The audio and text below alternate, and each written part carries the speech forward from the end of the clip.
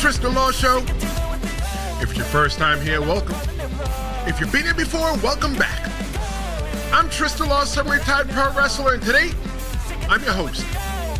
John Cena versus AJ Styles. Two names that define different generations of greatness. Clashing again after 7 years and somehow topping everything that they've ever done before. Crown Jewel 2025 from Perth gave us nostalgia, chaos, heartbreak, and the clearest sign yet that WWE's newest era isn't coming, but it's already here. And today, we're unpacking every emotion, every single piece of the story, and what these matches really meant, or what they mean, heading into Survivor Series. This was Perth's second major PLE following the Elimination Chamber.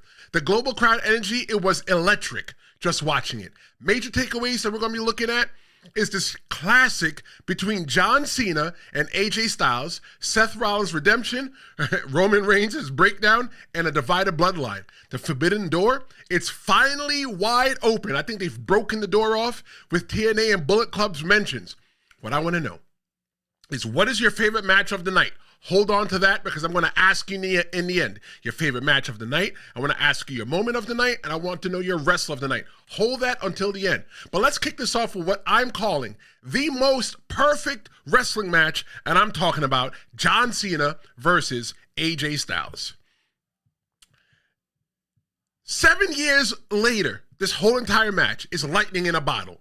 When AJ Styles came out in his classic AJ Styles gear, all I said was, whoa, we've never seen that in TNA. We've seen the TNA a lot, but we've never seen this in the WWE. And this is from a guy. I am that guy where I watched tons of TNA. I lived in the impact zone. And when I saw that, the only difference between AJ Styles now and then is the long hair and maybe the age. But we don't talk about age right here. The crowd acted like it was a homecoming for AJ Styles. John Cena, he got his 100th PLE win with this historic moment in storytelling. This match here, I'm telling you, this match here is the perfect match for anybody who wants to be a pro wrestler, who is in pro wrestling school, or just for somebody who, you know what, you want them to fall in love with wrestling, or they fell out of love with wrestling. This is the perfect match. Cena, he used rivals finishers, and all that put his whole entire career into retrospect. The RKO, all right, maybe it wasn't the best RKO in the world, but the Sister Abigail, bravo. The Sister Abigail was on point, and it was awesome. Styles answering Cena's own moves with his own attitude adjustment, a little bit of sweet chin music. This was the match that there was no story going into it. They just put the match together. They just said, hey, on Crown Jewel in Perth, this is the match that you guys are going to get. No rhyme or reason. They never stood inside the ring. It's just because the fans asked for it. But if you ask me, I think John Cena was asking for it. If you kind of look on social media, he was saying, hey, do you want me to face AJ Styles? And then all of a sudden it's happening. I don't know. The emotion and the psychology that went into that match, each near fall earned it had the entire audience on the edge of their seat, because you had moments like when he hit the choke slam, when he did the walls of Jericho, those kinds of things there. It's like, wow, the match was, those are moves that have beat big stars. They beat big stars. Some of those moves have beat John Cena. Some of those moves even beat AJ Styles. But I think that this match was the perfect match. The pacing, the match wasn't too fast. The match wasn't too slow. I think that match was just right. The Forbidden Door was truly kicked open because of the Walls of Jericho, and they mentioned it as the Walls of Jericho. This is something that is unseen in the WWE. Or you know what? I don't want to say it's unseen, where they mention things from other companies or other wrestlers from other companies. I think what it is just something that we're in a new era, and we don't even know that we're there yet, right? They mentioned the Bullet Club. They never called the AJ Styles and everybody else, the Bullet Club. They never mentioned them. There's been nods to the Bullet Club, but they finally mentioned the Bullet Club. What does that mean? The TNA references, yeah, fine. The TNA references, I get that. They're in bed with TNA. But they mentioned the guy that worked in AEW, that works in AEW. Or does Chris Jericho still work in AEW? Is Chris Jericho getting ready to come back to the WWE? We don't know. Right now, he's out there playing the guitar and singing on the stage, called himself, Fozzy. But what about his wrestling career? Is he coming to the WWE to tie it up and send it home? I don't know. Heel Vega's in the chat. He says, good morning and God bless. What's going on, Heel Vega? Cupcake says, good morning, Fernando and Tristan. Hey, Cupcake, good to see you. Fernando says, Buenos dias, Tristan and Jess. It is just me today. Jess will be here tomorrow. We do another show tomorrow, live at noon. But this match, though, the post match respect, Cena helping up AJ, giving him a hug, it was a passing of the torch. I felt that, granted, AJ Styles said at the Perth Crown Jewel pre-show, or the hype show, whatever they called it, that he's retiring. He's retiring. 2027 is not going to catch AJ Styles being a pro wrestler. And I felt like John Cena, when he picked him up, when he gave him the hug, and they exchanged words that we didn't get to hear, I felt like it was more of a, hey, bro, now it's your turn to go retire. I have never in my life felt a retirement tour that was this much fun. We got AJ Styles and John Cena. Look, I'm not even going to lie. This is the match that we never knew that we needed. We never knew that we needed it. If I was looking at who was going to, wrestle John Cena on his way out, I would have never thought AJ Styles. But you know what? Whoever the hell thought of AJ Styles, they deserve a hand clap. This match, though, allegedly is going to be setting up Dominic Mysterio versus John Cena for the Intercontinental Championship. And in case you didn't know, the Intercontinental Championship is the only belt John Cena's never had. John Cena has had 26, 24, let's call it 25 in the middle, 25 other championship reigns, and none of them was the Intercontinental Champion. Do you want Dominic Mysterio versus John Cena for the Intercontinental Championship? I don't know. Here's the way I'm looking at this. John Cena's only got 4 dates now. And they're talking about it's John Cena versus Dominic Mysterio at Survivor Series. So if that's the case, that only gives us what? One more date with John Cena? Because if my memory serves me correctly, it's Boston, it's the Garden, it's Elimination Chamber, and it's his final match. So how are we going to get to the final match? Every single day, the names change on who should be his final match. I've mentioned names like Gunther. The rumor and innuendo right now is that it's Gunther. I've mentioned names that is Karrion Kross. I've mentioned so many different names. Another name that I'm going to be mentioning that I've never mentioned before is Seth Rollins. The only reason I'm calling out Seth Rollins, that Seth Rollins could be the last person that retires with John Cena, is because at the end of the match, the Crown Jewel men's match between Cody and Seth Rollins said something. He said he's the greatest of all time.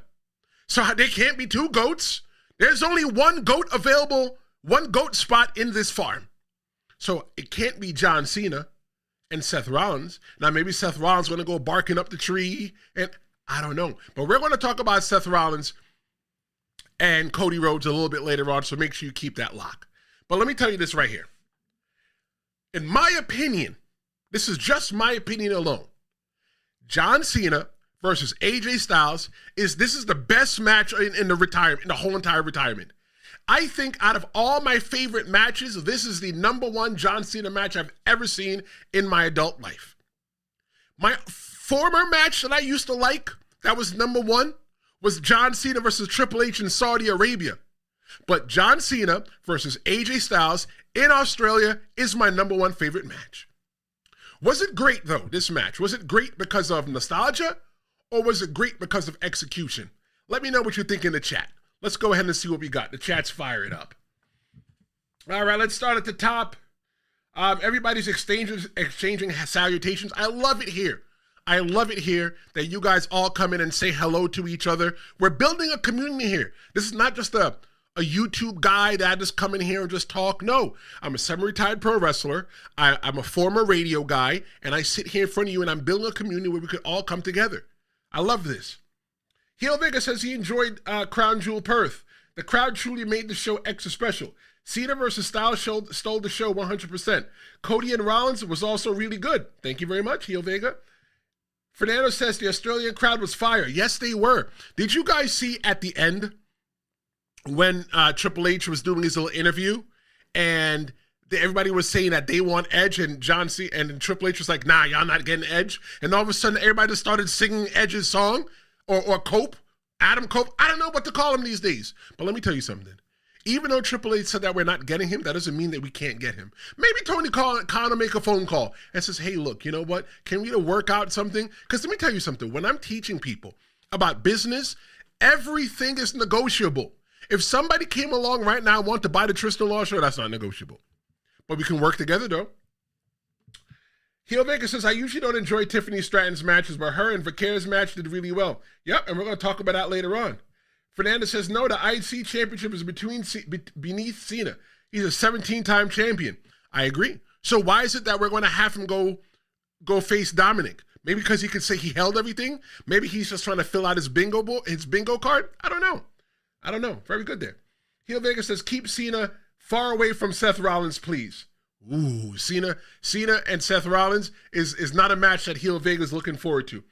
Fernandez says that Braun or Gunther should be Cena's last match. I agree. 100% that Cena should have a last match between Braun and Gunther. I agree. Maria's in the house. What's up, Maria? Heel Vega said if Cena's losing his final match, it needs to be against Gunther. If he's winning, it should be against Tristan Law. Bro, I don't wrestle anymore. That's why I sit here. I'm semi-retired. When I decide to unretire and become semi-unretired, then. But until then, no. But thank you, though. Heel Vega says his favorite thing about Cena Styles was the spamming of finishing maneuvers. It's a real-life WWE 2K match. That's right, with the cheats on. Cupcake says, I'm tired of Cena and his retirement. This match was excellent because of the technical wrestling from both men. That's why I feel like it should have ended in a double countout. Okay. I don't hate that at all. I don't hate that.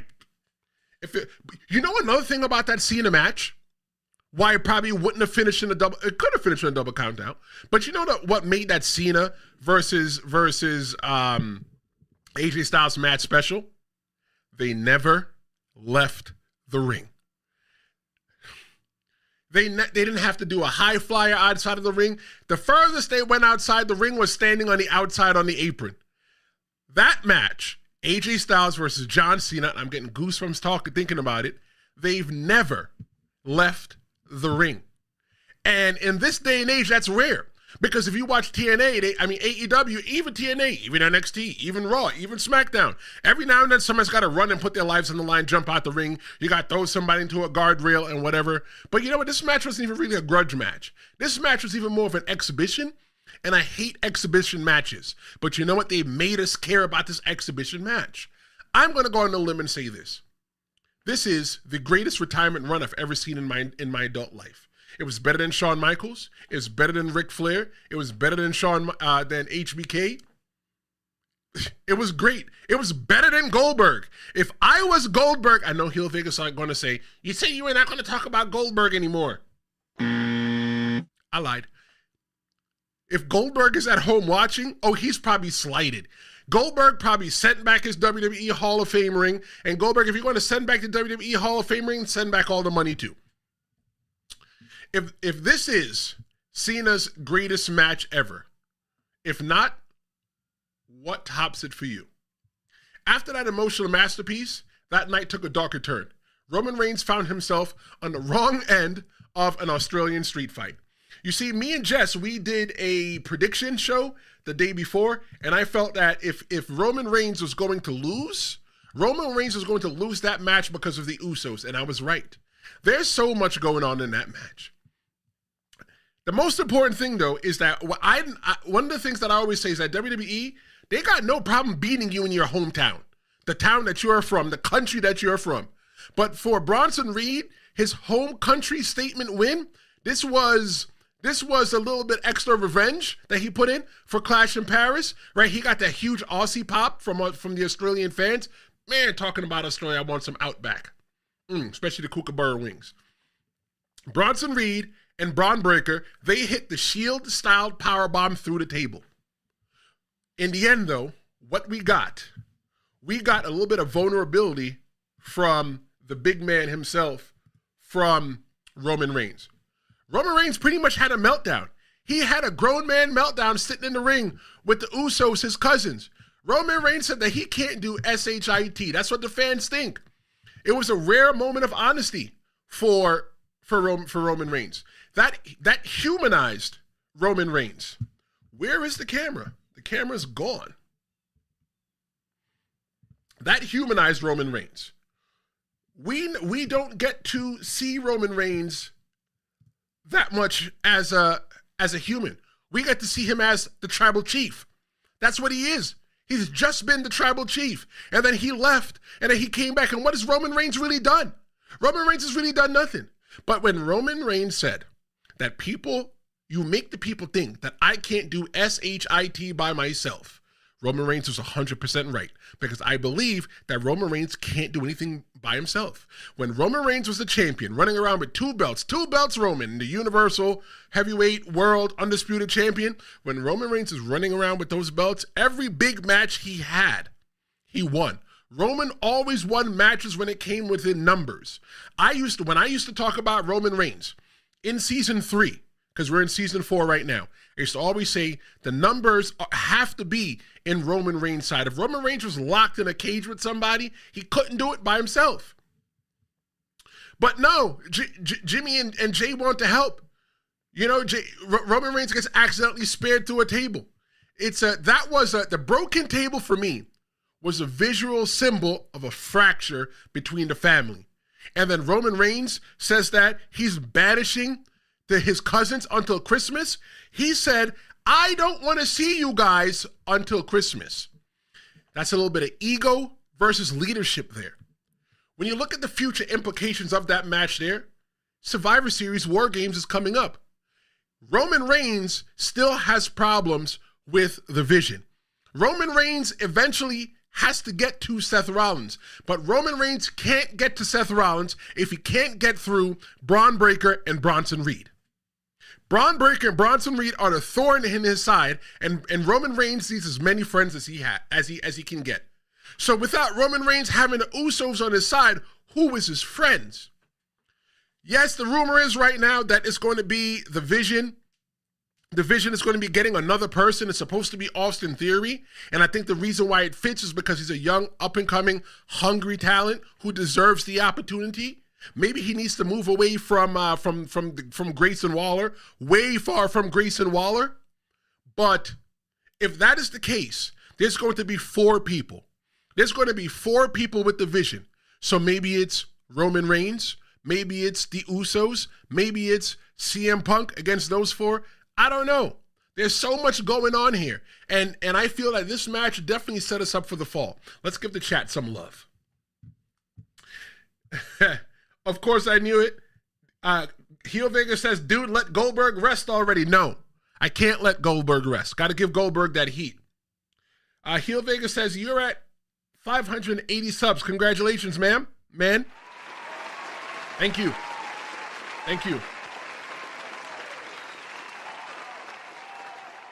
It's not easy being on YouTube. It's not easy getting subscribers. YouTube is hard. It's like cracking a code. It's cracking a code. It's all about, I think one of the things about getting up to 580 subscribers is that last year alone, I got 400 and some odd subscribers in just like last year alone. And I think the thing about getting getting up to 580 subscribers is about being yourself. This is for anybody that wants to YouTube. Be yourself. Talk about what you're passionate for and show up for your audience and let your audience feel like they're part of the show. Everybody wants to be a part of something. They do.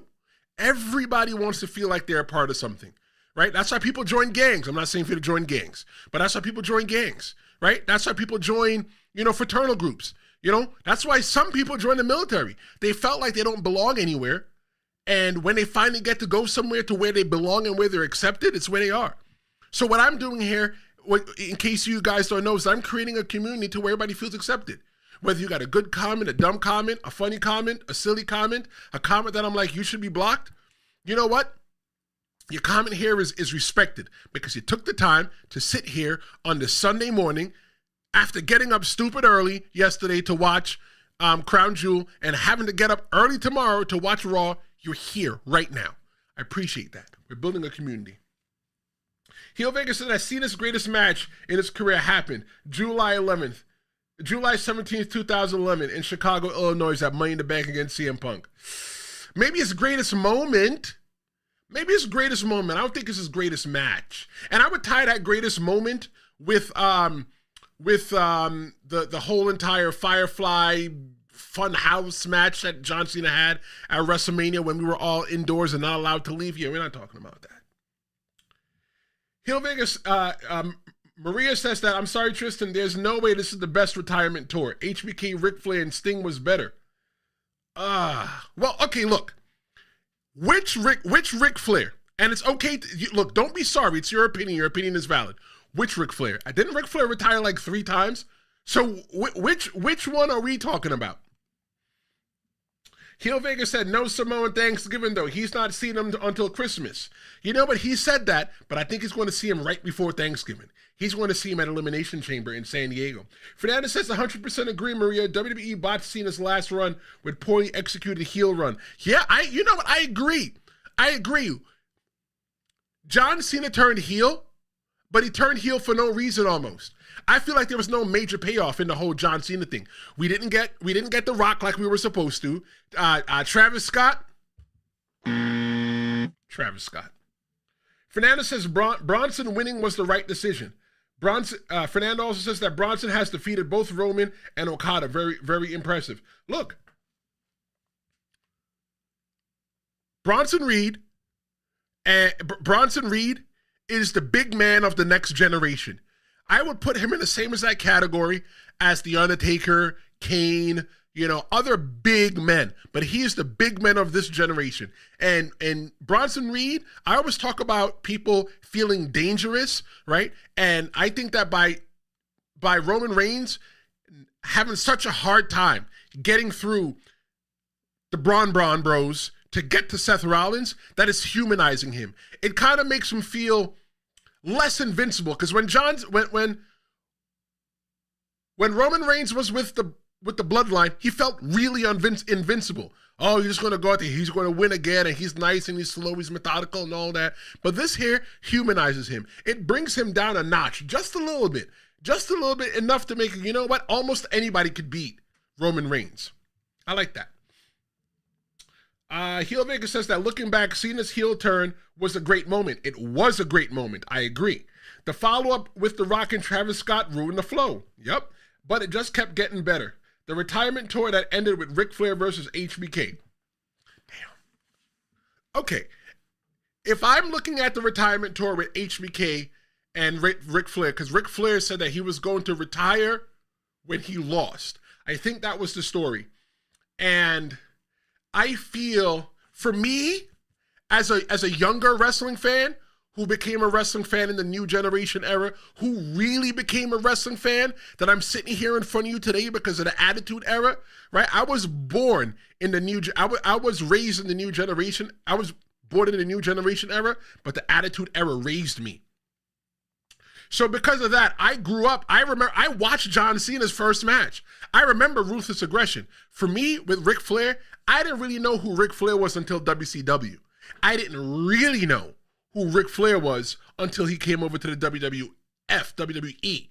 So I could agree that was great, because I did get to see Shawn Michaels, and I grew up with Shawn Michaels, to see him be able to retire one of the greats who I found out was the greats. But I definitely I'm enjoying John Cena's a lot more because we did get the moment with the heel turn. but I do hate the fact that The Rock was involved and Travis Scott was in there and we never got the payoff. For me, it just felt like it just something because, hey, let's turn John Cena heel. He's never been heel. Cupcakes is talking about getting up early. I only saw 2 matches. Cena and Seth's. I prefer PLEs at night. I never watched the replay because that's how I grew up watching wrestling. The RASSLIN, that's wrestling. 60 years of watching wrestling. That's Cupcake checking in with there. Cupcake, let me tell you something. So I woke up at 7:59 and I turned on the VPN. I logged into Netflix and I started watching the PLE. I had it on my iPad and I'm laying there in the bed. Next thing I noticed, I didn't see the first match. So I started it back over again. I had to restart the thing 3 times because I kept falling asleep. 8 o'clock's too early for me. I don't get out of bed that early. Unless somebody's promising breakfast. So, thank you guys for your comments. I appreciate the time that you guys are taking. So Roman Reigns, his cooldown period, what we're looking at right now, this whole cooldown period, it mirrors John Cena in 2012. In case you didn't know, the reason why we probably didn't get a lot of Roman Reigns this year or in the past couple weeks, and going forward, we might not be getting that much Roman Reigns. Roman Reigns is filming a movie. He's filming a movie with Cody Rhodes. Cody Rhodes is gone because he has a new kid, and he's got the Street Fighter movie along with Roman Reigns. Anybody that grew up in my era and played Street Fighter, remember that first Street Fighter movie with Raul Julia? And then you saw all the other subsequent Street Fighter movies that sucked after that? I think this one, they got it right.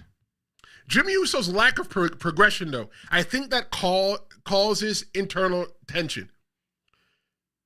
Jey Uso became one of the biggest stars in the WWE after he left the side of his brother and left Roman Reigns. Roman Reigns was already the biggest star into the whole entire thing. But what happened with Jimmy? You know what I think happened with Jimmy? Jimmy should have left when his brother left. But nah, you wanted to stick around and still try to ride the coattails. Maybe the problem with Jimmy Uso is that Jimmy Uso is afraid to perform on his own. So because he's afraid to perform on his own, he's always needed somebody to watch his back. I don't know. The story that I see going into into the Usos and Roman Reigns and everything happening is that I see Jimmy being able to finally get his moment, but he's only going to get his moment because Jey and Roman are not going to be able to get along. Because look, Jey's smelling himself. Jey remembers what it was like to be the champion. He was up there on the championship mountain, but he was never at the top. He was never the face of the company. He was the face of probably pro wrestling, right, being the world heavyweight champion, but he was never at the top. Roman Reigns, on the other hand, has been at the top. He knows what it's like. So how are they all going to be able to coexist in the same exact place at the same time? That's what I'm going to be looking for. Paul Heyman got an influence. So where might he hedge in the whole entire thing? Maybe he'll go over there and say, hey, look, Jimmy, why don't you come over here with me? I'm building championship here. Why don't you come be a part of the vision? Can Roman Reigns rebuild the bloodline? Or has the empire finally collapsed? Is the bloodline coming back? Well, the bloodline never really left, but are they coming back? Did you guys see the MFTs on SmackDown? Watch SmackDown. You need to get a VPN. The reason why you need to get a VPN is because I watch SmackDown Friday afternoon. I only got the VPN because a lot of you guys kept saying, go get the VPN, go get the VPN. I got it. But look, from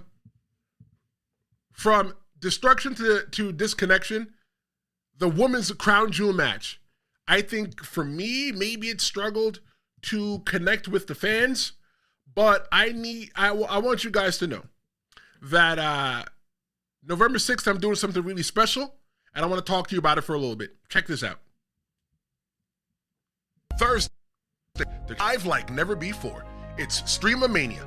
5 hours, 5 blocks, 1 pro wrestling super stream. WWE, AEW, TNA, nothing's off limits. Hour 1, I'm kicking things off solo. Hour 2, Jess the Actin. She joins me to talk women in pro wrestling. Hour 3, a debate you don't want to miss. Hour 4, our main event feature. And Hour 5, I'm closing it down. After dark, one-on-one with you. It's live, it's raw, and it may never happen again. Don't miss the first ever StreamA-Mania, Thursday, November 6th, 6 p.m. Eastern, 3 p.m. Pacific, 11 p.m. in the UK. Live and only on YouTube. StreamA-Mania is 25 days away. 25 days away. 25 days away. Hour 5, I'm not going to have any co-hosts. Well, I'm going to have a co-host. You are going to be the co-host. And I want you guys to be a part of the show. How are you going to be a part of the show? It's real simple. I want you guys to call in. I want you guys to call in now and start leaving your messages. 973-826-0101. You can ask me anything that you want, right? You want to talk about wrestling? We can talk about wrestling. You want to ask me how to start a YouTube channel? Ask me that. You want to ask me what my favorite match of all time is? You can ask me that. November 6th at 6 p.m. Eastern, that at hour 5, the 5th hour block is where you are going to be a part of the show. Cupcake, Heel Vega, Fernando, Universal wherever you are, Maria, all of my day one crew, I want to hear your voice. I want you to be a part of the show. 973-826-0101. The promo hotline is open now. You can call after we're done with the show and start getting your messages in. And you make your message fire. Tell me your name. You don't have to tell me your real name. If you want to be called Cupcake and you want everybody to know that you're a Cupcake, use that. You want everybody to know that you're Heel Vega, say Heel Vega. Don't use your real name. Fernando, I think Fernando's his real name. Fernando, just say Fernando. 973-826-0101. Give me your name. Tell me where you're calling from and ask me anything. You want to be a part of the Tristan Law Show? This is your opportunity. Don't miss your opportunity to be a part of the Tristan Law Show. StreamA-Mania, 25 days away from today, November 6th, 6 p.m. Eastern, 3 p.m. Pacific, and 11 p.m. for our friends over in the UK. StreamA-Mania, I can't wait for it. Let me go back to the chat real quick because today what we're talking about is the crown jewel in Perth, about the results, the reactions, the review, the recap, everything that happened in Perth. And I saw a really good message that I didn't see before. And it was from Heel Vega. Heel Vega says that Jimmy's the biggest star in the tag team. Jay's the biggest star when he's solo. Jay can thank Roman for that. The I Quit match put Jay on the map. Thank you for your comment, Heel Vega. If it wasn't for Jay Uso going on to go do his own thing, I would have never been able to tell the Usos apart. For me, it's like the Bella twins. Don't ask me who is who. I know one is married to Daniel Bryanson and one was engaged to John Cena. I don't know who is who. I still don't know who is who today. But because we got the ability to see Jay Uso make his own rise, I can look at him bare-faced. I'm like, yep, that's Jay Uso right there. I can look at him bare-faced. I'm like, that's Jimmy Uso right there. Before I couldn't tell. In case you didn't know, in case you're still having a hard time, the best way to look at it, and I hope they don't change it on us, the best way to look at it is that Jimmy has the braids and Jay just has the long flowing curly hair. That's the easy way. So yeah, I agree. I think that Jay's the biggest star. I think he did become the biggest star, not only from that Roman Reigns match, but by going on his own. I think he became a bigger star because he had people like Roman, because he had people like Gunther breathing down his neck the whole entire time. I think without a character like Gunther or a character like Roman Reigns, there'd be no Jey Uso today. Yeah, I agree. Fernando says that Jay should turn heel. I don't know. I don't think that Jay could turn heel. People are going to cheer him. They're going to cheer him. I can't think of any way. I think that it'd be easier for Jimmy to turn heel because there's no real emotional investment with Jimmy Uso. That's just my thought. Fernando says that he's getting sick of the bloodline story. We're in the 50th inning here. Let me tell you this. I think it's like cricket. Is cricket one of those games that last a long time? I think this whole entire thing is like cricket. Fernando says that Jay is a heel, Fernando. Maria says that Jimmy is the Tito Jackson of the bloodline. Thank you. Maria, that was real disrespectful. Jimmy is the Tito Jackson of the bloodline. That is disrespectful. So then who's the Michael? So if I was thinking who the Michael is, the Michael obviously would have to be, the Michael would obviously have to be Roman Reigns. Who is the Janet? There is no Janet. I wish they had a woman in the bloodline. I'm all for women's wrestling. Maybe they could have put Tamina in there. Is the Janet Jackson Nia Jax? Nia Jax is in the bloodline. Technically, she's on the tree. So is she the Janet Jackson?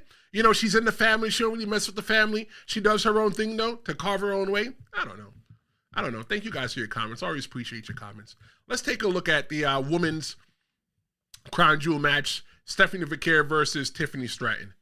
If you ask me, I think there was really strong execution within that match itself.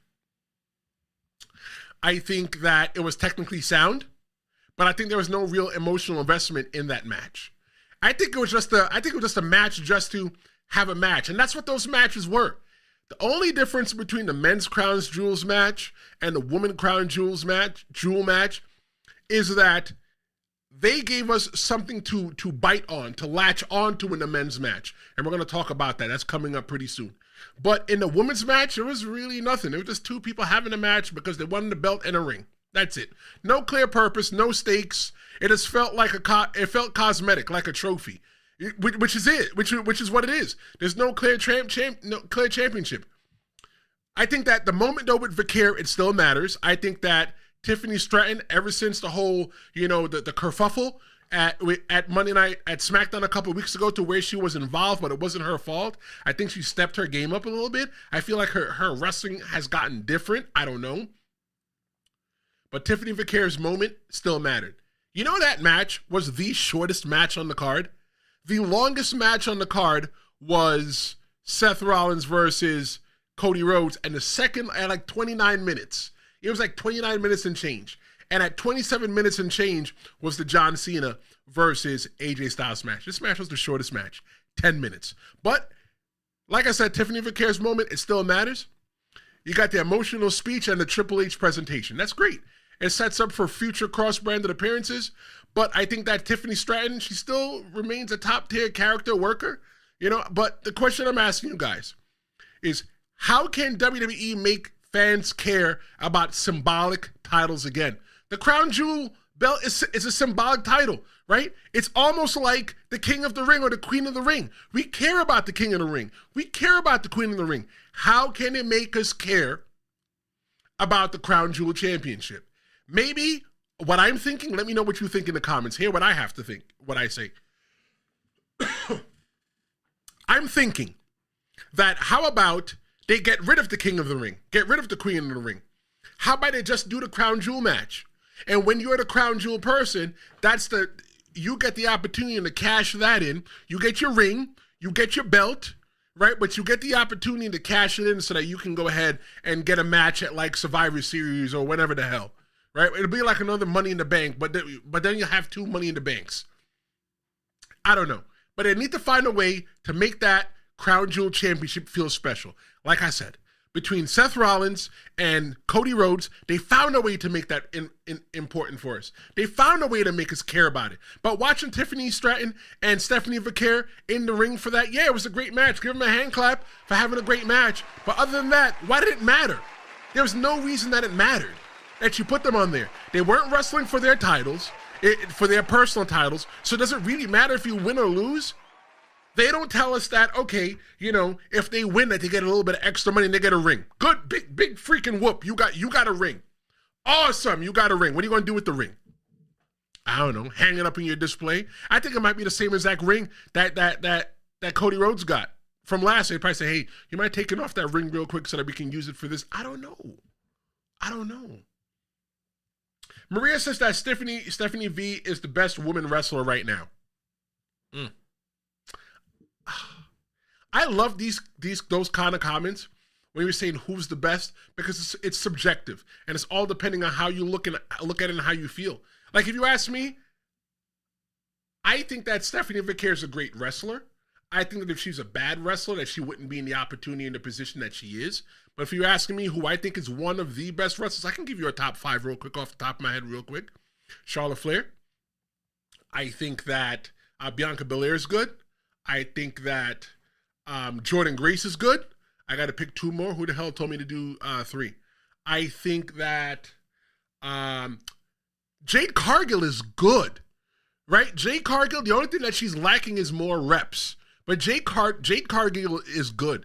Jade Cargill has the airport test. There's a thing called the airport test. When the wrestler when somebody walks through the airport, right? You ever seen a person that they walk by and you look at them and you go, what the hell does that person do, right? Jade Cargill has a look to her. And if I was going to pick a fifth person, a fifth woman of who's a good woman's no, Natty Neidhart. Natty Neidhart, Natalya, is so underrated. So underrated. She deserves so much more than what she got in the WWE, but maybe everybody's looking at her because she's, 40, 41 years old? But so what? So what? You know, wrestlers back in the day didn't start winning championships until they got up there in their older age. So why is it different? Why can't Natalya get her time to shine? I don't know. Cupcake says, I don't know, Tristan. The WWE board gets paid pretty big bucks to figure that out. Not us. You're right. Keel Vegas says, nah, Cody Seth was more about Seth's obsession with beating Cody. The title was just a prop there, right? But they still found a way to make us care about the match, right? We still cared because it's like, you know, is he going to beat Cody? He's never beaten Cody. We're going to get into that in just a second. So yeah, that's it with that match. I think that WWE should definitely figure out a way. I mean, I think they should just retire the Crown Jewel titles, or just to give it real stakes. You know, they go all the way to Saudi Arabia to go grab the Crown Jewel championships, to put them in a box and cart them halfway across the country. I don't know. Cupcake says that Nia Jax is very underrated. Nia Jax's second run, the current run that she's in now, is way better than her first run. I think that Nia Jax has grown not only as a person, but as a wrestler. Not only as a person, but as a wrestler. Hit that like button, everybody. And Nia Jax, yes, she is underrated, but I think I just need more time with Nia Jax. Put her in the story that I really care about. Heel Vegas says, care about the match? Yes. The title? No. Yeah, I don't care. I didn't care about the Crown Jewel title match. But then we sifted story to the hero, hometown hero, and a storyline that's far from over. What I'm talking about now is Rhea Ripley and Io Sky, their win over the Kabuki Warriors. I think the roof blew off with the hot tag.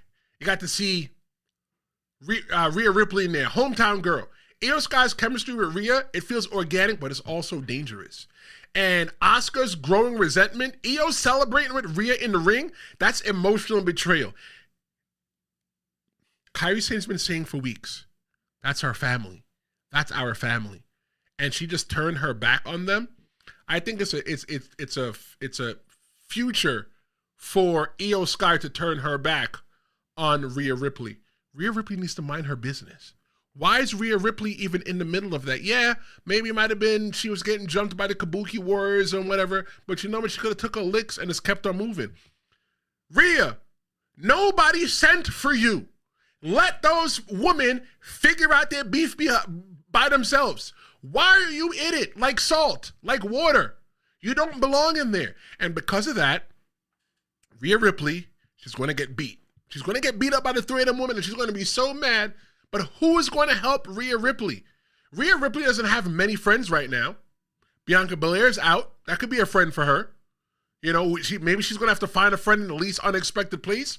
She don't got no friends. Ever since Rhea Ripley left the bloodline, I think she's been searching for her family. And maybe she's like, hey, well, I don't got a family, but I got a sister out of Io Sky. I don't know. Cupcake says that we know that Rhea and Io would win because of them being in Australia. Yes and no, Cupcake. Yes and no. They've beaten people in their own hometown.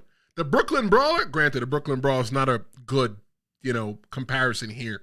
But the Brooklyn Brawler has lost in New York City. They beat people in their own entire hometowns. It's a feel-good moment, right? But what's even better than, this is me thinking as a promoter and a little bit as a heel, beat the babyface in their town, make everybody upset, so that the next time when they come back to the town, you give them the win again. I don't remember the last match in Perth, in Elimination Chamber, if Rhea Ripley won. It might have been Elimination Chamber. I'm not sure. Let's see what else we got in the chat. Cupcake says, no, not in this situation. Maria says that Nia Jax gets too much criticism. You know, Maria, I'm going to be honest with you now. I feel, and I hate this so much. I hate it so much. I feel that wrestlers personally come in all shapes and sizes. Wrestlers are people. They're athletes. And I feel that Nia Jax doesn't get that love because she's a big girl. There's nothing wrong with being a big girl. Big girls need love too. But I feel that because she's not a Barbie doll, because people don't find her pretty and stuff like that, people hate on her. Let me tell you something. I think Nia Jax is cute. Nia, if you're not Nia Jax, if you're not doing anything, Nia, give her brother a phone call. 973-826-0101. Nia Jax, call the promo hotline. Holla at your boy Tristan. But I think that's why people don't like Nia Jax. They feel like that she's big, she's clunky, but Nia Jax, she's an athlete. For a person of her body shape, her body size to do what she does, she has to be in some kind of shape. Nia Jax moves much better in this version of herself versus than when she was first there.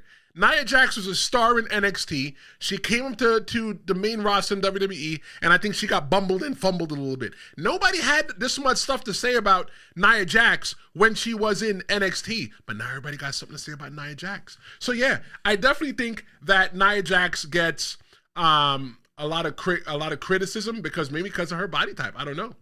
Let me see. Okay, now they're roasting me. Heel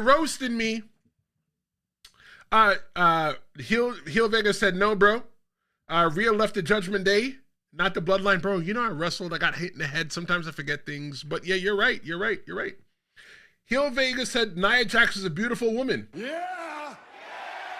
The bulk of her criticism is in her presumed intentional lack of care for her opponents. The person that should be caring about the lack of the care of the opponents should be the other wrestlers. I think that Nia Jax is beautiful. When you look at her modeling photos from 10 years ago, some of the modeling stuff she did before, let me tell you, Nia Jax is beautiful. Nia Jax is just as beautiful as Bianca Belair, just as beautiful as Tiffany Stratton. Look, stop body. I just think, look, it's like this, all right? I remember American Idol. There's a season of American Idol when I was looking at it, and one person sang better than the other. I can't remember who, and it's in a music show. We're not going to go too deep into it. One person was better, obviously, than the other person, but they voted for the other person. America voted for the other person, right? They say that pro wrestling is a very visual business, that people will vote, or people like the people that look, brolic. They look athletic. But because you don't have abs doesn't mean that you're not athletic. Because you don't have abs, it means that you starve yourself sometimes. I had abs and I didn't eat much. Cupcake says, I agree, Tristan. Nia Jax is very beautiful. She's discriminated against all the time. Yeah, she's very beautiful. Maria says that Io Sky and the Asuka story is the best thing since the Bloodline. You know what? I agree, Maria. I didn't really care about the Bloodline. I'm sorry. I didn't care about Asuka since she came back. I didn't care about Io, and I didn't care about Kairi Sane. I hated the name the Kabuki Warriors. I always felt that it was goofy, but I felt like what they're doing now is they're rewriting the whole entire thing. I love what is happening with Asuka. Asuka is so narcissistic.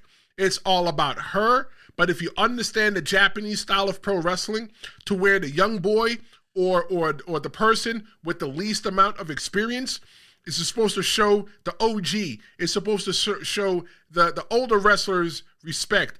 And I think what Asuka is feeling, that she's not getting the respect that she deserves from Io Sky. I love it.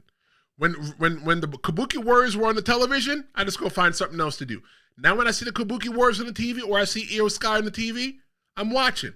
I want to see what has happened. They've gotten the emotional investment in me. That's the thing about pro wrestling. Pro wrestling's all about emotional investment, right? It's the reason why you care. Every single story that you've ever seen with your eyes in a movie, that you've ever read with your eyes in a book, that you've ever heard with your ears, the only reason you ever cared about that story is because you found a way to emotionally invest it some way. You hear a story on the news about a kid that got hurt. Look, I am emotionally invested in kids when and I don't want people to hurt them because I have a son. I have a kid. And I always think, man, what if that was my kid? right? I'm emotionally invested in those kind of stories because I can put myself in the shoes of the parents. When I hear stories of, people, winning the lottery, all right, I can't put myself in there, but I emotionally invest myself into the story because I want to hear how they did it. Maybe I could win the lottery as well too, So I'm so emotionally invested in what's happening with the Kabuki Warriors, including Io Sky, that every single time I see them on the TV, I'm paying attention. But this match, though, it was balanced action with strong crowd energy, and I think it's the perfect setup for a Survivor Series angle. So many things that are going on, and it's just that Rhea is cementing herself, though, because of this match. She's cementing herself as WWE's most consistent performer, above the men and above the women. Is Rhea Ripley building allies, or is she collecting targets? Is she keeping her friends close, keeping her enemies even closer? I don't know. Rhea Ripley belongs to the championship run. And I think it's the same exact thing with Rhea Ripley and Roman Reigns. They had the championship way too long that you just can't make them just be the champion all the time. But I wouldn't, look, I'm going to go out on a limb here. I wouldn't be surprised if Rhea Ripley wins the Royal Rumble. Fernando says that Nia was a model for big woman before wrestling. She sure was. She sure was. Thank you. Hill Vega says that everything Io Sky is great except when she's champion because Triple H seems to hate booking his champions to wrestle unless their names are Cody Rhodes versus Seth Rollins.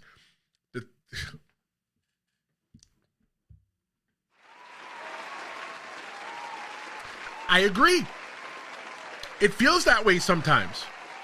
Sometimes when I'm watching it, it's like, but okay, maybe they do it that way, Heel Vega, because people aren't emotionally invested. WWE does test audiences. They do poll people after Raw, SmackDown, after PLEs, and ask them, what do you think about this? What do you think about that? But Cody Rhodes and Seth Rollins, they make you stop changing the television. For some people, it's Tiffany Vaquer. For me, it's not Tiffany Vaquer. For me, it's not, for me right now, I don't think there's a good world champion for the woman that I'm invested in. I was 100% invested in Naomi. Why was I invested in Naomi? Because as a semi-retired pro wrestler, host of the Tristan Law Show, I was invested in Naomi because I know what it's like to work your way up, to have to go and reinvent yourself. You know how many times I reinvented the Tristan Law Show before I could sit here with you now? I challenge you, please don't do it. I challenge you, please don't do it, to go back and look at the first season of the Tristan Law Show. It sucks. If you look at season 2 of the Tristan Law Show, you couldn't look at season 2. You can only listen, season 1. You can listen to season 1. But go look at season 2. It sucks. Season 3, my first episode of season 3. My first 10, 15 episodes are nothing like you're watching now. They sucked. And I watch every single episode back, and I ran around thought that I was doing good work. It's all about reinventing yourself. And I loved how Naomi was able to leave the WWE, reinvent herself, and come back as something bigger. Heel Vega says that, Talia Jeanette is here. What's going on, Talia? She says, I told y'all Io Tyler run on the main roster was basura. That means garbage in Spanish. She might be a luchador. Heel Vega says that Rhea is presented as above the title because the first thing women champs want to do is wrestle Rhea immediately. Look, man, if you want to be the main person, what you have to do is you have to go for the top, right? Because whether Rhea is the champion or not, right now, who is the top woman right now in the WWE that doesn't have a championship? I think it's Rhea. It's Rhea. So if I'm a woman, and I wish that Jess was here because she could speak for the woman, that the top person I need to go for is Rhea Ripley. There's nobody bigger than Rhea Ripley as a woman. I mean, unless you're Nia Jax, but Nia Jax, hey girl, give her brother a phone call, 973-826-0101. But let's take a look at this. We're gonna move on to the close of the show of Crown Jewel. The Visionary is finally seeing his redemption. What I'm talking about now is that this match was the only Crown Jewel match that I cared about. The only Crown Jewel championship match that I cared about. Cody has a 0-3 record Well, Seth Rollins has an 0-3 record, right? Because he finally beat Cody, because Cody beat the brakes off of him 3 times, right? Cody Rhodes beat the brakes off of him with a torn pec. Seth Rollins uses the Rolex that he was gifted by Cody Rhodes as a weapon. That's emotional betrayal. Rolexes meant everything. When you look at the Rolex, the American Dream Dusty Rhodes had a Rolex. He sold it. Triple H and all of them found it, bought it, and gifted it back. Rolexes mean something to Cody Rhodes. He gave his an ally, not a friend. He gave an ally a Rolex, and he uses the Rolex against him. 2 stomps to curb stomps twice to end the streak. I think that frustrations and egos are boiling over in that whole entire thing. You know, Seth Rollins is becoming so toxic. I think that a lot of things right now, and I always say this about pro wrestling. Pro wrestling mirrors life so much. It mirrors real life so much. When I see Asuka, when I see Seth Rollins, how they mock the crowd, how they are toxic, it kind of feels like a local government that I'm not going to mention because I got to buzz myself, because we don't talk about politics here on the Tristan Law Show. But I really feel that it's art imitating life, and that's always what pro wrestling has been. Art always imitating life. It's the symbol, right? It's the symbol with what Asuka's doing, with what Seth Rollins is doing. It was the symbol of them losing control. But Seth Rollins winning may cost him his sanity. Why? Let me tie in Braun Breaker. I feel that with this whole entire thing, the mindset that Seth Rollins was in going into this match, Seth Rollins was on the stage at the Crown Jewel pre-show, right? The little hype show that they did yesterday morning, yesterday night, whenever they did it, before Crown Jewel. Paul Heyman gave the microphone to Seth Rollins, but Seth Rollins didn't take the microphone. He walked away. There's been times, sometimes you got to watch Paul Heyman's face. That's why I love this new generation of wrestling. You can't just listen to it, you have to watch. But you can't watch the characters that are on the screen, you got to watch everybody behind them. I feel 100% that Braun Breaker is like the young man that tries his daddy because now he's big now. He's no longer a little boy. So he feels like he can try Seth Rollins. But you know what? Paul Heyman is calming him down, right? Braun Breaker's a loose cannon. When Paul Heyman is trying to handle business and he has Seth Rollins there, Seth Rollins' mind is not here. Paul Heyman will bet his money on what's going to get him the most money. Storyline, of course. And getting the most money is putting himself with the best talents. And one of the best talents he could have put himself with was with Seth Rollins to pick new people for the future. Maybe Seth Rollins is being used the whole entire time. Maybe the only reason that Paul Heyman chose Seth Rollins is because he knows Seth Rollins is older. He knows Seth Rollins is going to be going out the door, but Seth Rollins has a good eye for talent, right? He helped put together the Shield, right? Or who was in charge of the Shield, doesn't matter. But the thing is that Paul Heyman could have possibly used Seth Rollins to find 2 of the most top talents, now maybe 3, with them saying room and innuendo is that Austin Theory may be going over there. Look, I wouldn't be surprised if Austin Theory shows up in division and Seth Rollins didn't sign off on it. It was something that Paul Heyman signed off on. I don't know. Is there going to be a civil war between division that starts at Survivor Series? I don't know. The thing about Cody, though, is that Cody remains beloved. The loss won't hurt him. There's 2 reasons why that loss won't hurt Cody Rhodes. Why? Because it means nothing. Talia Jeanette said on Friday, I believe it was. Yeah, I think it was Friday. She said that, well, isn't Drew McIntyre chasing Cody? No. Cody and Drew McIntyre got beef with somebody else now. But now my whole entire thing now is Jacob Fatu told Cody Rhodes that when you're done with Seth Rollins, I'm coming for you. That's a match that I want to see. But his win at Crown Jewel, it feels so hollow. He proved a point, but not a legacy. Let's give the chat some love. Maria says that Seth is the best worker in wrestling. I don't dispute that. No, not at all. Not at all. Cupcake says, I love Seth. He's definitely one of the dirtiest players in the game. Yeah! Talia said that people give AEW hell, but AEW got folks off the indies and put them in matches. People talk about now because they don't watch indie wrestling. Yeah, you're right. You're right. You're right. Thank you for that comment.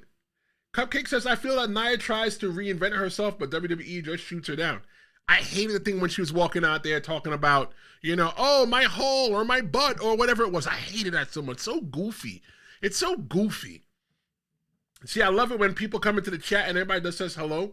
Talia says hello and Nia Jax says hello as well too. Talia says that the other problem in WWE is that WWE wants to reuse, recycle, and repeat things. How many times do I want to see Rhea wrestle the same people? Then who can she wrestle? Maybe she could wrestle somebody like Jordynne Grace. There are people that are in NXT right now. The thing with the women's roster is that there are people in the main that are wrestling in NXT right now that are going to be moving up pretty soon, and it's going to give a new fresh faces of people to wrestle. I heard that Lash Legend might be coming up to the main roster. I can't wait for someone like Jordynne Grace to come up there. Jordynne Grace versus Rhea Ripley is money alone. Don't even give them the belt. Don't even give them the belt. And I've been following her for a long time, and I'm talking about Jordynne Grace. Fernando says that Cody may be the QB for WWE, but Seth is the MVP of WWE. Yeah, I can't disagree with that. Maria says she 100% agree with Talia. AEW is dope. You know what though, Maria? I tried to watch AEW. I just can't get into it, Maria. I watch it, but I just can't get into it. I know people say they want more AEW, but I promise you guys this. In the future, there's going to be so many different shows on this channel, and I won't be hosting all of them. I'm on the road to finding another woman, because what I want is I want a woman's only show to where they come in and they just talk about pro wrestling from a woman's perspective. I'm interested in hearing what they have to say.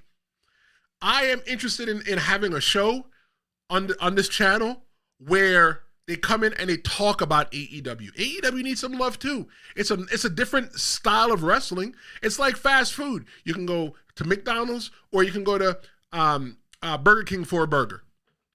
The burgers are not made equally, and they all speak to different people. So yeah. Cupcake said, did Rhea wrestle Nia? Yes, I think so. Or maybe they haven't yet. I don't know. Somebody go to the Google machine and check. Talia says, I don't understand releasing Maria's side. I don't get why Melanie is the TNA champ and leading that when she is still on NXT. Jade should have went to NXT and ran a few fades. You know what it is about Jade? I think they gambled really big in Jade, and when Jade came in, she wasn't what they thought she was going to be. But there's still so much upside when it comes to Jade Cargill, and that's why she's still there. I think that Jade Cargill has a place in WWE. I think that a rumor in the window, I heard that Jade Cargill has wrestled as many matches in WWE that she's had in AEW. I don't know. If that's the case, then I think the math is crazy in itself. But I feel that Jade Cargill has a future, and I felt that if Bianca wasn't hurt or out, I'm not sure if she's still hurt with her thumb that she hurt at WrestleMania, and if Naomi wasn't out right now because she's pregnant, shout out to her being pregnant, I think that we would have gotten a lot more depth in that story, and we didn't really get it. So, did Seth prove that he's better or just more desperate? I don't think that's... Yeah. Cody Rhodes is the QB. Seth Rollins is the MVP. But I don't think with that statement that Cody Rhodes is lesser than Seth Rollins. I think that Seth Rollins proved that he's more desperate to win. Seth Rollins didn't need to win. Seth Rollins' ego needed to win. Seth Rollins' ego needed to win because he's being watched by the Bron Bros. And you come up short? How can you be the leader of the group and you come up short? I think that's a problem. The thing is that, let me ask you a question. Is Seth Rollins becoming the villain he once fought against? You see, the thing that I love about storytelling is that storytelling has an external conflict and internal conflict. And I think we're going to see a lot more internal conflicts. Like we're seeing internal conflict with Bayley right now. What's going on with Bayley? Does Bayley need therapy? Bayley, if you need therapy, you might need to go talk to AJ Lee. So, is Seth Rollins becoming the villains that he once fought against? Yeah. Yeah, Seth Rollins has become really desperate these days. And will the desperation continue? Is it something that's just going to drop off? Are we still going to get more? I don't know. We just have to keep our eyes checked, keep our eyes peeled. But all right, one of the things that I like to do, I'm going to go into the chat, but one of the things that I like to do after every PLE, I like to know 3 things. I want to know your match of the night, I want to know your moment of the night, and I know your wrestler of the night. All right, so let's get ready and start dropping your match of the night in the chat, and I'm going to read them off and make you a part of the show. Let's give the chat some love, give you guys some time to type that in. Talia Jeanette says, chair for therapy. Yo, straight up, Talia, I feel like I became a better person because of therapy. You know, it was something that I never wanted to do. You know, I never really understood therapy, but once I went, I felt like I became the best version of myself. You know, I wanted to be the best version of myself for my kid. I want to be the best version of myself for my future wife, whoever she may be. 973-826-0101. Hit the hotline. But yeah, I love therapy. I think that everybody should go and sit on somebody's couch at least one time. Because you got to look most times we're raised by people that are raised from another generation. And even though they did as best as they could, if you're not a parent, I'll tell you this, there's no instruction manual on how to raise a kid. Every single kid has a different personality. And going through therapy made me a better person. Let's see. Talia said that Seth is doing what he needs. He's carrying the best he can, but him versus Cody did nothing. I agree. Talia said that Jade should have bullied the next roster, the NXT roster as a heel. Yeah, I agree too. I agree. Cupcake says that Seth is an excellent villain. All right, so let's take a look at, thank you guys for your comments. Let's take a look at match of the night. For me, my match of the night, if you couldn't figure it out now or figure it out then, is John Cena versus AJ Styles. That match right there was the match of the night. That match could have been the opening match, but it definitely couldn't have been the main event. There was 0 stakes in that match. That was a match just to have a match. There was no story going into it. That match was purely booked on social media. And then we all of a sudden got told about it on WWE. Hey, John Cena's going to be wrestling AJ Styles. And we got the greatest match. We got between AJ Styles, the match that we never knew that we needed. AJ Styles versus John Cena, 100% match of the night. Cupcake is calling out her match of the night, AJ Styles versus John Cena. Let me know what your match of the night is. Moment of the night. My moment of the night for Crown Jewel is Roman Reigns walking out on Jimmy and Jey Uso and telling them that, you know what, I'm not going to see y'all till Christmas.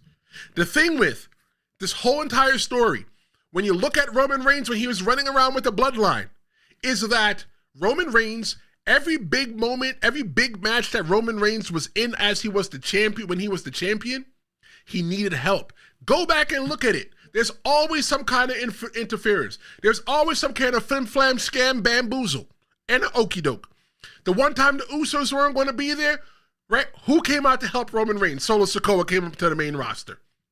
So now Roman Reigns has probably been trying to prove to everybody, to the world, that he can do things on his own. But no, Jimmy and Jey Uso just want to help. Don't you hate an MFer who just wants to help, but when they help, they mess every single thing up? Maria says that Seth versus Cody is her match. Ooh, okay. Okay, I would love to know, Maria. Tell me, why is Seth versus Cody your match of the night? Tell us why. Time is ticking. We're almost done here, so I definitely want to hear from you before we sign off. Cupcake says that Seth using the Rolex to win that match. Yeah, let me tell you, it's the masterclass in storytelling. Using that Rolex to win the match. I talked about it before. A lot of people feel, or back in the day, felt that when you made it, you had a Rolex. The American Dream, Dusty Rhodes, the father of Cody Rhodes, had a Rolex. Sold the Rolex because times were hard. Triple H and him found a Rolex, got him the Rolex, what Cody Rhodes did for everybody that helped him at WrestleMania to finish this story. He gifted them all Rolexes of their own. For Seth Rollins to use that same exact Rolex and win a match with it? Let me tell you something. I always tell you that I always say that Cody Rhodes is naive. And I can hear people right now, stop the Cody Rhodes hate. Stop the Cody Rhodes hate. It's not Cody Rhodes hate. It's the truth. It's the truth. Maria says that Cena and AJ paying respect to other wrestlers by doing their moves. Okay. Yeah, I can see that. 100%. Let's see. Wrestler of the night. Look, a lot of you guys might disagree with me. And I think this is going to be the one where we're all going to be divided here. There were so many different wrestlers on the Crown Jewel card. And Maria, I just saw your message come in. I'll go back into that in a second. So drop your messages in. I want to know your wrestler of the night, your moment of the night, and your match of the night. For me, my wrestler of the night, 110% was John Cena. Let me explain to you why. With a person like John Cena, with all that he's done in his career, the multiple championships that he's held, carrying the company on his back, John Cena could dictate who, what, where, when, why, and how he gets out of pro wrestling. John Cena doesn't have to be giving to anybody. John Cena could just come in there and just beat every single person and then leave. John Cena is giving not only the fans the time of their life, but is giving the wrestlers a time of their life. There's a lot of people that are going to benefit from being in the ring with John Cena. John Cena is the biggest wrestler of the last generation. You can't deny it.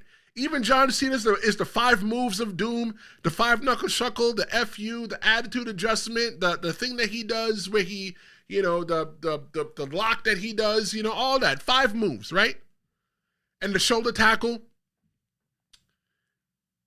John Cena's the greatest. I never used to like John Cena back in the day, but John Cena's the greatest of all time. John Cena's very giving. John Cena is helping. One of the things that they say about the wrestling business is that when you come in, the wrestler's business is going to be one way. And when you leave, when you finally decide to hang it up, you need to leave the wrestling business better than when you found it. I still use that today. Every time I come on here to make an episode, to talk to you guys, hang out with you guys, don't forget StreamA-Mania is coming November 6th. My most important thing is leaving YouTube and leaving you better than when I found you. I can't just come in here and just use you and abuse you, get what I want from you, and then just leave. Yeah, don't get it wrong. Watch hours are nice. You guys going to the link in the description and buying merchandise is nice. But I want you to feel like you're a part of the family. I'm leaving you better than when you found it. John Cena went out there, he paced himself. He went out there and did the second longest match of the night at 27 minutes. John Cena could have simply said, you know what, I want to be the main event in every PLE. Rightfully so. John Cena is the wrestler of the night because John Cena made the most money last night. If you don't understand what I'm talking about, look at the whole entire event. You see a sea of yellow t-shirts. That was John Cena's shirt for Perth. John Cena was the wrestler of the night, and everybody is appreciative of John Cena now than we were 10 years ago, than we were 15 years ago. We're appreciating John Cena. Let's go to the chat. Cupcake says AJ Styles the phenomenal one. Let's see. Maria says that Seth versus Cody felt more like a match. Cena versus AJ was mostly a spot fest. I can't disagree with that. I can't. It was a spot fest, right? But unlike a normal spot fest, because in pro wrestling, when you say somebody had a spot fest, it's usually not a good thing, right? But I think that all of their spots, it's still weaved into a story. It wasn't just a bunch of people just going out there and just punching out the bum card and killing themselves, But I think that, yeah, it was a spot fest, but I think it was a classy spot fest. I agree. Cupcake says, no, he's not the greatest of all time. All right. Fernando says that Bronson Reed pinning Roman is his moment of the night. You know what's funny? Yeah, because since Roman Reigns has been back, they said, only 2 people have pinned him and Bronson Reed is the second person? Yeah, that's big news for Bronson Reed. Maybe Bronson Reed's the one that retires John Cena. Maybe Bronson Reed gets his rub to be in that next generation from Roman Reigns, and Braun Breaker can get his rub from going and standing toe-to-toe with John Cena. I don't know, I'm just freestyling here. I'm freestyling. Cupcake says, I thought we were just talking about wrestling ability. No, well, you know what? It's subjective. When we're talking about wrestler of the night, your wrestler of the night, your moment of the night, your match of the night, that's all on you. You know, we can debate it. Whoever you decide is your match of the night, you decide is your match of the night for whatever reason that sits in your heart. Your wrestler of the night, you find out whoever your wrestler of the night is in whatever you decide it to be. We'll debate it, right? We'll debate it and have a little bit of fun with it. But yeah, whatever you choose is what you choose. Fernandez says that Stone Cold is the greatest of all time, not Cena. Stone Cold saved WWE from going out of business.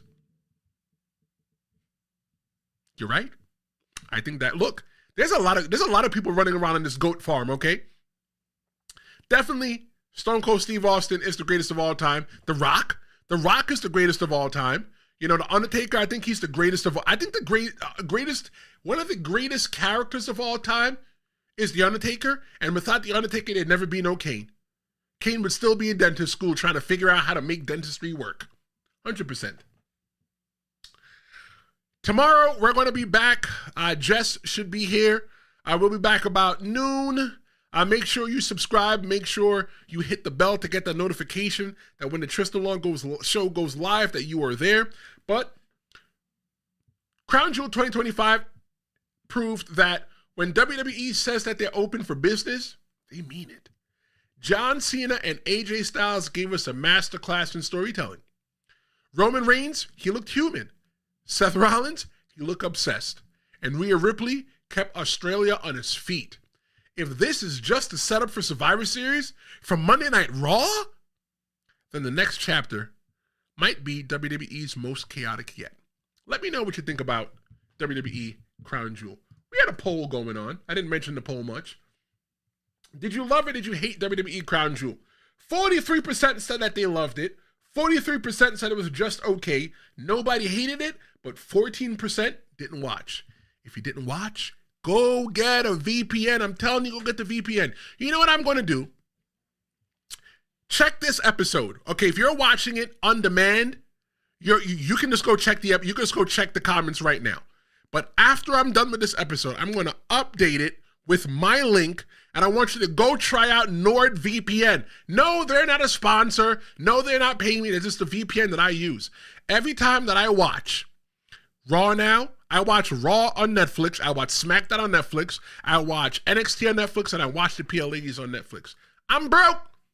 I don't have $30 extra to throw away. So because of that, I canceled the cable, and I'm finding shows in other countries that are not exclusive to America that I'm loving. So make sure you check that out. Well, thank you so much for joining us. This was our Crown Jewel in Perth recap and reaction show. Let me know how I did. Tell me in the comments. This is the Tristan Law Show. I'll be back tomorrow, 11, 12, and we're going to have another show, and Jess the Yapton will be here. Don't forget, November 6th, StreamA-Mania. I'm Tristan Law. This is the Tristan Law Show, and I'll see you next time.